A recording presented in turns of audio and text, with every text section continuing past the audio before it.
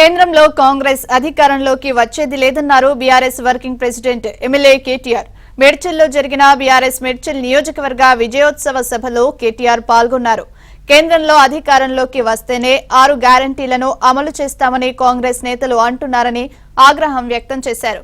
కృష్ణా జలాల్లో తెలంగాణ వాటా తేల్చలేదని మండిపడ్డారు. ప్రజల కోసం పనిచేసే నాయకుడు మల్లారెడ్డి అని కొనియాడారు. తెలంగాణ మాట ఢిల్లీలో వినబడాలంటే పార్లమెంటు ఎన్నికల్లో బీఆర్ఎస్ కు ఓటు వేయాలని కేటీఆర్ అన్నారు. మీ 6 గ్యారెంటీలు మా 420 హామీలు మేమిచ్చినాయని మాటలు నెగ్గాలనంటే కేంద్రంలో ప్రభుత్వం మళ్ళా మాదే రావాలి. అందుకోసమే మాకే ఓటేయాలి, లేకపోతే మాత్రం ఇవి చెయ్యా అని చెప్పి కుండబద్దలు కొట్టినట్టు ఇవాళ స్వయంగా ముఖ్యమంత్రి హోదాలో ఉండి ఈరోజు రేవంత్ రెడ్డి గారు చెప్తా ఉన్నారు. ఒక మాట మీరు అందరూ కూడా దయచేసి ఆలోచించాలని చెప్పి నేను కోరుతా ఉన్నా.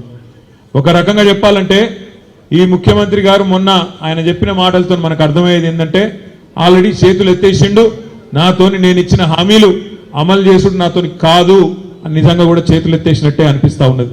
ఎందుకంటే ఆయనకు కూడా ఎరికే ఆ ఇండియా కూటమిలో ఎవరు లేరు. ఇలా కాంగ్రెస్ అంబడ మమతా బెనర్జీ గారు వెళ్ళిపోయినారు, నితీష్ కుమార్ వెళ్ళిపోయిండు, అఖిలేష్ యాదవ్ ఆయన ద్వారా ఆయన చూసుకుంటున్నాడు, కేజ్రీవాల్ వెళ్ళిపోయిండు, కేరళలో సిపిఎం వాళ్ళు వెళ్ళిపోయినారు.